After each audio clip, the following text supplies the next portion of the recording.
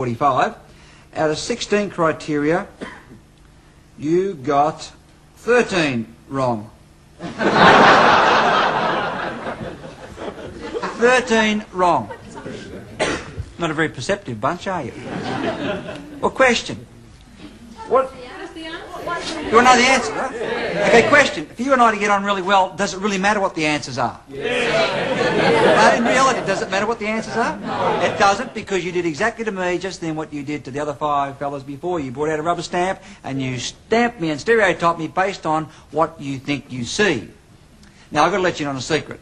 I know you think that way, because I am dressed tonight in a classic number 5 package that allows you to think that way. In fact, when I put this number 5 package on, I knew, walking in front of you today, that you would think I was an extroverted fellow from the city with a large introverted, short introverted fat wife, BMW playing golf. I mean, golf ruins a nice walk as far as I'm concerned. So I know you think that, because I dressed myself and packaged to create that illusion.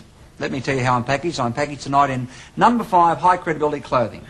5 credibility points is the most you can get, all the way down to 1. You have no credibility in the first 4 minutes. Number 5 for a man or a woman is dark blue or dark grey pinstripe. I have a number 5 shirt which is white cotton, and IBM led the study showing that a white shirt in business for a man or a woman is 40% more believable than a colour. I have a striped military tie, number 5, gives me impact. I have lace-up shoes, black leather. Now, women prefer lace-up shoes on men, shows a sign of intelligence. You can do your shoes up. I also have a number 5 watch, which is plain gold face, ordinary gold band or leather band. It doesn't do very much, not very useful at all. It doesn't go 300 metres underwater or check the metre, as my social watch does, but it suits the number 5 impact. I also have socks all the way to the knee, number 5 socks. Entertain yourself. Number 5 haircut part of the left, clean-shaven face, because I'm aware of the villain impact. Here you have a walking number 5 package that lets you think I'm a 40 to 45-year-old BMW driving, short introverted, married with 3 children, etc. Now, number 5 suits have high credibility and authority in the first 4 minutes. Here are some of the best uses for this type of outfit. It's ideal for reading political statements where you need to have an impact. Looks like we've gone to the same sale, doesn't it? Now, here is Mr. Howard with the number 1 eyebrows, listening in a number 3 suit. The number 5s are ideal for going anywhere in the media where you need to establish impact very quickly. Reading the news, of course, you need to be believable. Weathermen don't wear number 5 because we don't believe them anyway. Address to the nation, it's perfect. It's also the perfect uniform for meeting overseas visitors. And if you look at these 2 leaders, whenever they met on 5 occasions, each time you will see they are wearing number 5 so that they can't be outdressed by each other. These fellas coming back from the Myers 50% off clearance sale. Now, here are the Hawks in their number 4s. The stripes are gone, dark blue, dark grey, no pinstripes, still very authoritative. The BHP boys in their number 5s. Here's number 3, a light grey. And when you wear a vest or a pocket handkerchief, you have a Playboy image in a number 5. Here is a number 3 with a number 5 tie. Got dressed in the dark, I'd say that way. Number 5s also work very well for women. The only thing missing here is some type of a necktie. Now, here's a man in a number 3 meeting another man in a number 5, and he's outdressed. Now, of course, you can see who's got the most presence, the man in the darker suit, Mr. Nakazomi. And Mr. Hawke's totally out of his depth in terms of colour codings here with his clothing. Here's a rare shot of Ronald Reagan in a number 1, light brown and tan. Notice he's just haven't got the impact. This is a big mistake. Now, I want you to, there's no presence. Contrast that to when the same man wears number 5. Look at that. He looks like he's in charge of the whole show. In a number 1, with all the colours of light brown that don't tone, there's just no presence. Here he's got tremendous presence. This guy's still got his pyjamas on from the morning before. Now, never ever go to any interview where you need credibility as a man or woman wearing these colours. Now, these colours, if you go in, your perception by other people, the way you come across in business will be something like this.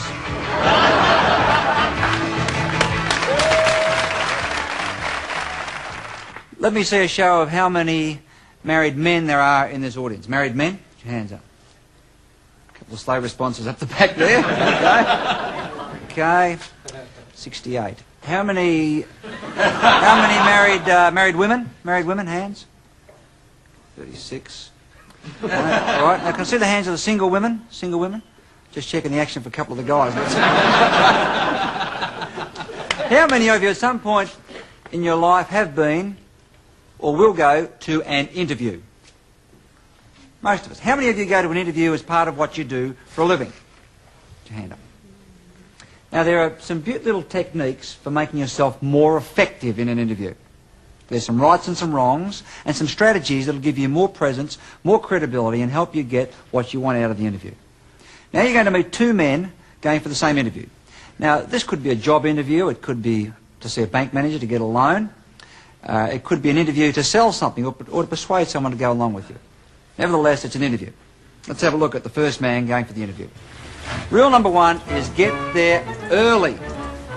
Getting there early lets you park your car somewhere out of the rain. Also gives you a chance to get rid of any umbrellas or raincoats you've got. You don't have to rush.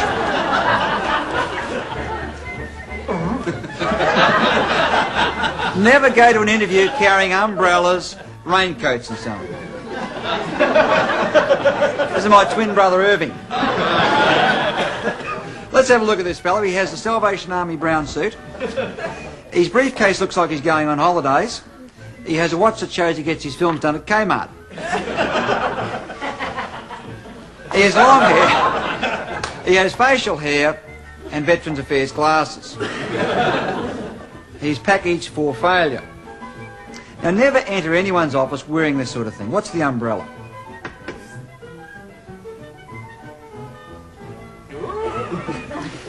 Now, the problem is he has no handshaking technique, so she's not sure whether he means to shake hands or not. How many of you have been through this?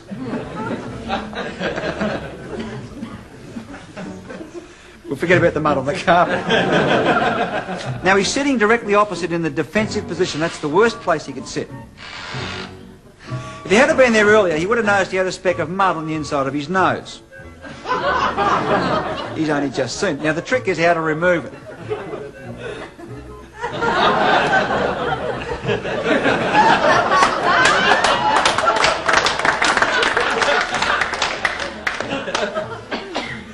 Now, never ever go to an interview unless your clothing is neat, in good repair. Otherwise, you're likely to think you're the town drunk.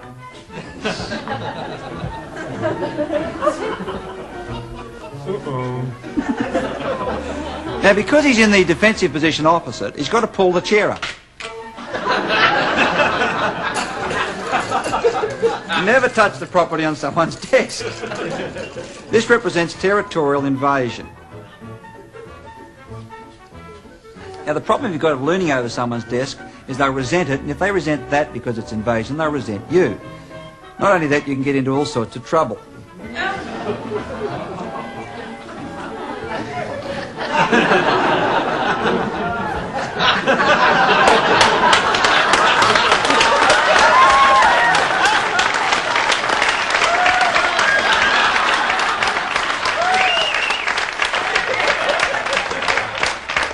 Don't ever touch the interviewer. As you probably suspect that this guy didn't get the job. He's also got his tie caught in his briefcase, you might have noticed. This is a clear example of no strategy, no technique, no preparation.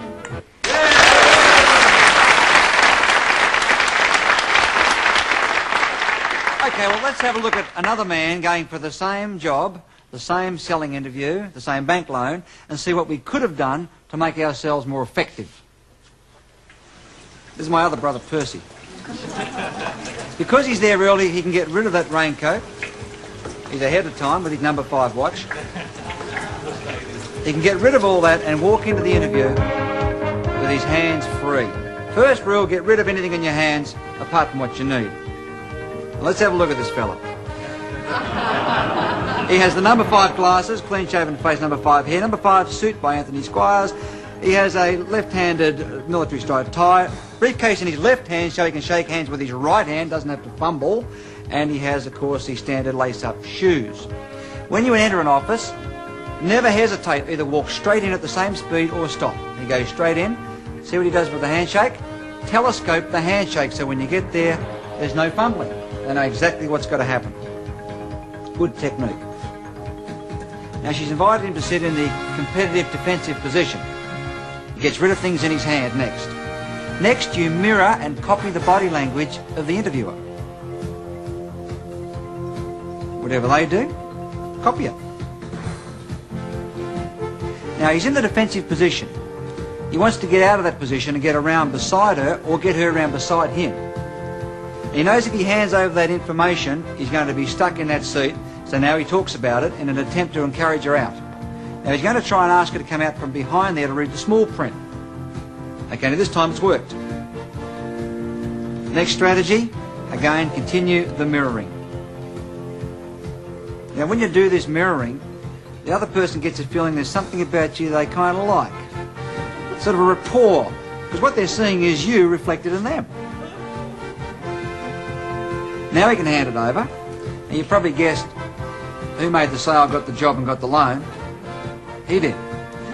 This is an example of having strategy, being prepared and getting on with everybody. His car's undercover downstairs in the car park basement. Gets his umbrella back. It was a prepared strategy. He knew exactly what he was doing. Now the other fella can't even find his car. Remember where he let it? Doesn't matter. Yeah, the police found it.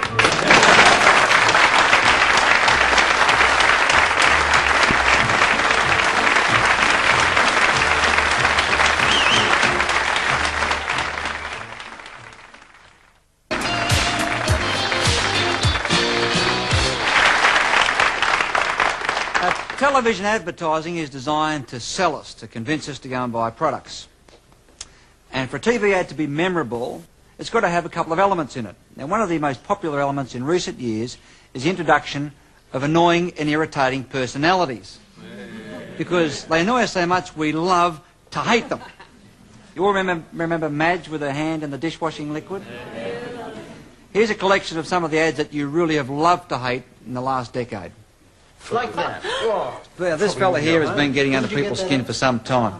Dynamo Man. He's not on anymore, but he was memorable. We'll show you what Dynamo gets out stains, others leave behind. Now, of course, Mrs. Marsh has been dipping chalk into ink now for a long, long time. This liquid gets into chalk to make teeth really tough. Again, she irritates us, but we remember her and we buy. Colgate Fluoride. This next fella, you either love him or hate him. There's no two ways about it. Right treatment.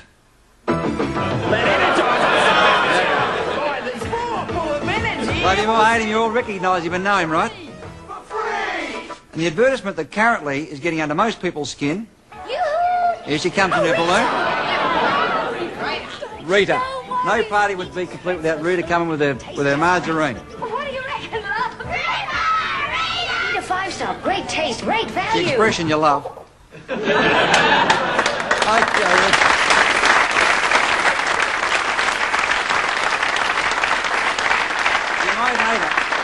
You might hate the ad, but the Eater margarine has been one of the big success stories in marketing through the memorability of that ad. Now, other advertisements use catchy jingles or other visual techniques to get this to remember them. Here's some of the ones you love to love.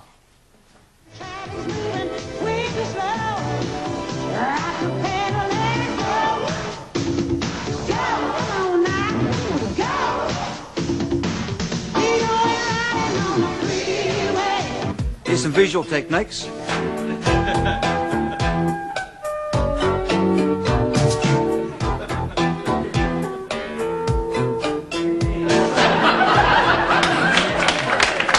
Here's the number one. Got a few subtleties in it. The number one selling ad right now. I love the feeling, nothing can beat it. Oh, now. Now, when man meets woman, their bodies go through certain physical changes if they are attracted to each other, and these physical changes are used to sell products. For example, if you meet somebody you really like, a couple of things happen. First, stomach goes in, your chest goes out, you become taller, and you walk with a more pronounced walk. A couple of other things happen. Your heart begins to beat faster, and this causes blood pressure to build, and the blood first of all starts to show in the cheeks, and you get this flushing. It also starts to pump to your ears, and your earlobes expand when you like somebody. Now, we're the only primate that has earlobes. None of them have it. And, of course, the earlobes expand. That's why it's an erotic area for kissing right here on the ear. The lips will also expand and become redder as blood pumps through. That's why pouting is so important. Makes you look sexy as a woman, not as a man. And also, the pupils of your eye will dilate. It'll get bigger when you see somebody that you really like. Now, let me show you how this works. We're going to build a face and show you how cosmetics market a woman's face. We start with a natural face, natural features, and the first thing we'll do, as most women will know, is to put on foundation, even out the skin tone. Next, by enlarging the eye display, we artificially make her look as though she's more interested in us because her eyes appear to be bigger, so we find her more attractive. It's the purpose of eye makeup. Now we add the capillaries flushing in the cheeks by putting on blusher. We enlarge the lip display next. We're the only primate with lips on the outside of the face. Monkeys and chimps have them inside. And the technique of lipstick is to show that she is excited because the blood's pulsing.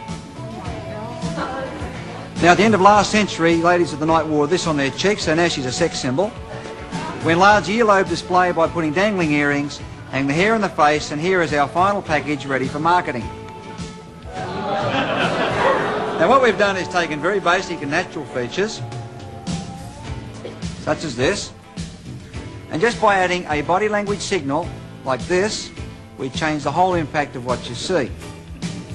Interesting package, isn't it?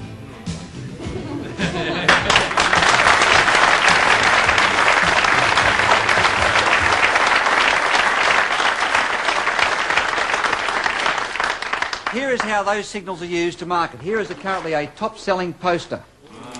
Now, if you look at this, the most noticeable feature is this great big pair of red lips. Right here. Now, if you look a little bit lower, you'll see there's quite a bit of exposed wrist. See this here? When a woman likes you, fellas, she will talk and expose her wrist. If she doesn't like you, the wrists are out of sight. You look across, you'll see some great big round shoulders. See this here? Round shoulder. Looking over a rounded shoulder has been an essential signal for women for about 2,000 years. The most noticeable thing, of course, is that great big round pair of dilated pupils that you can see right here. Now, to show you how important the dilated pupil is in marketing, Mother Nature has endowed these creatures. Aren't they beautiful? How would you feel about them if they looked like this?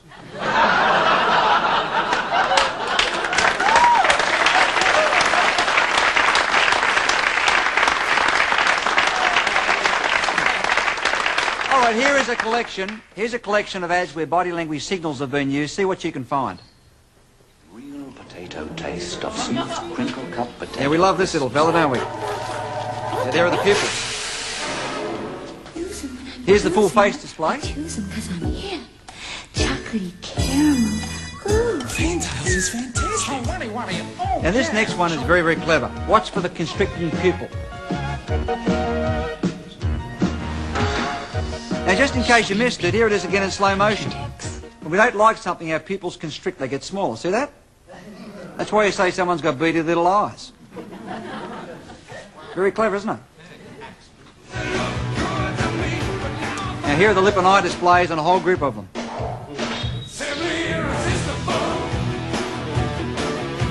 Great for selling videos.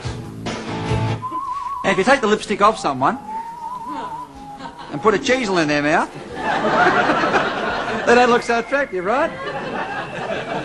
Now in courtship, the most powerful signal that's sent is intimate gaze. That's where you meet someone's gaze and you hold it longer than is socially acceptable. An intimate gaze is where you look from the person's eyes to below their chin. If you hold the gaze, it sends a very powerful signal. This next advertisement gets my personal body language award for the most creative body language signal. See how many signals you can see in this commercial. Somewhere where she met, but luckily they're fairly rare. Somewhere where she met, if you know it, you ought to beware. Somewhere where she met, they're not playing the game at all fair. I'm sure they're aware, you know it just isn't fair. That's somewhere. Doesn't that do something for you?